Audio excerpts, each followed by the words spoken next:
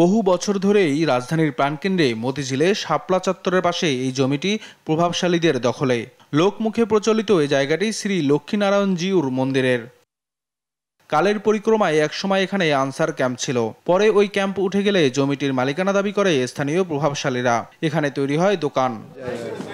শেষমেশ জমি উদ্ধারে জেলা প্রশাসনের দ্বারস্থ হয় হিন্দু ধর্মীয় কল্যাণ ট্রাস্ট। ওই চিঠির প্রেক্ষিতেই দেবোত্তর সম্পত্তি উদ্ধারে অভিযান পরিচালনা করে ঢাকা জেলা প্রশাসন।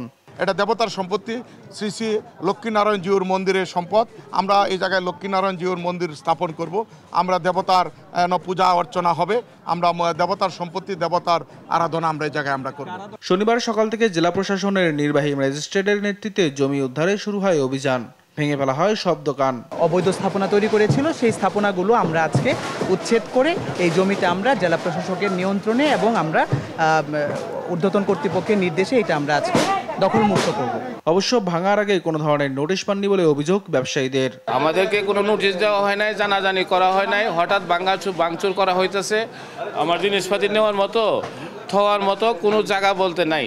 আমাদেরকে কোনো নোটিশের বিষয়ে জানা নেই, বলছে যে এখন ওনারা যাদের দায়িত্ব ওনাদের কাছে দিছে। এর আগেও বিভিন্ন সময় দেবোত্তর সম্পত্তি উদ্ধার করে হিন্দু ধর্মীয় কল্যাণ ট্রাস্টের কাছে হস্তান্তর করেছে ঢাকা জেলা প্রশাসন।